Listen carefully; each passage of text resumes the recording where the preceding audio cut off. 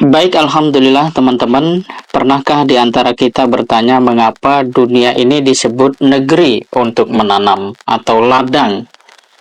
Pertanyaan semacam ini memang harus kita ajukan supaya ada beberapa pengetahuan yang kita peroleh melalui penalaran.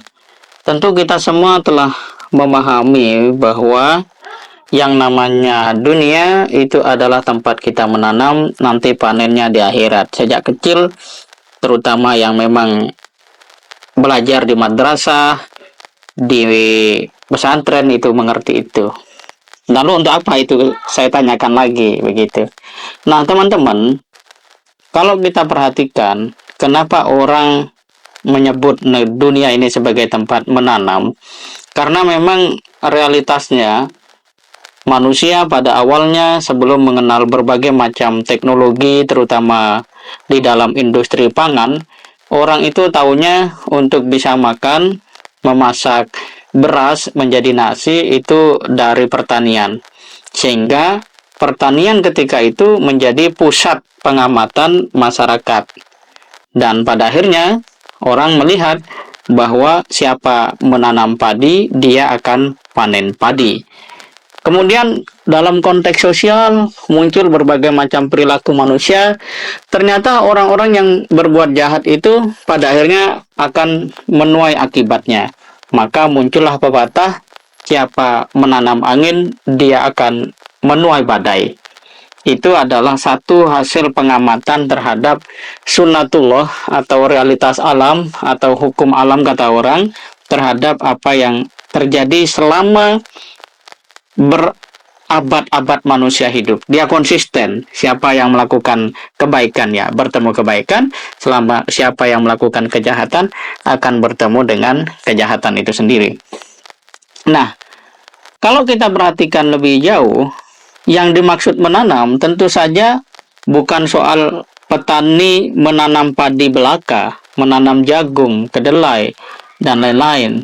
Tetapi apa yang menjadi perilaku kita yang merupakan buah dari pikiran dan ucapan kita itu juga adalah proses menanam. Jadi kalau kita sering melihat konten yang positif, insya Allah panennya itu positif.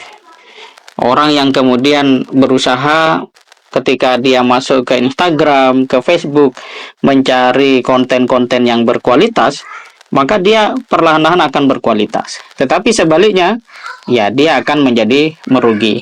Sebuah fakta dalam bentuk berita saya baca baru-baru ini, ada seorang pria 37 tahun, sudah punya istri, punya 2 anak, lalu memperkosa anak di bawah umur.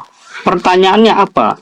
Diselidikilah oleh polisi dan terungkaplah bahwa ternyata pria 37 tahun itu sehari-hari sering menonton video yang tidak patut. Kalau kemudian dia menonton sekali 2 kali dan dia sadar itu keliru, lain cerita. Tapi ini setiap hari dia tonton, mungkin begitu ya, atau intensitasnya tinggi, pada akhirnya dia terbawa atau terseret pada satu fantasi yang pada akhirnya menyeret dirinya pada kerugian. Nah, itu terjadi karena manusia memulainya dengan perlahan-lahan itu. Jadi kalau mau nonton, ya pastikan kita menonton yang buahnya itu positif, bukan malah membuat kita menjadi rugi dan merugikan. Nah, di sisi lain ada berita juga menarik. Pelajar setingkat SMP ya kalau tidak salah, itu berhasil menemukan sensor atau teknologi begitu ya secara perangkat yang dapat membantu ibu-ibu ketika dia membuat jemuran itu dengan teknologi sensor cuaca bisa langsung bergeser secara otomatis ketika suhu diprediksi akan turun hujan. Pertanyaannya kenapa anak SMP itu bisa? Ya karena dia memang belajar, mengamati, berpikir, bersungguh-sungguh hingga imajinasinya itu tentang bagaimana bisa membentuk satu model ataupun temuan perihal membantu jemuran ibu-ibu, maka dia pun berhasil melakukannya. Ini menunjukkan kepada kita bahwa dunia ini memang tempat siapa yang bersungguh-sungguh, konsisten.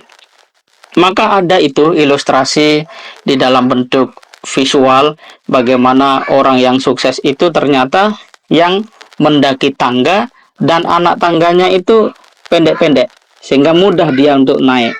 Sebelahnya ada tangga yang kemudian anak tangganya itu panjang-panjang sampai untuk bisa masuk ke anak tangga pertama dia pun harus melompat berulang kali dan tidak berhasil.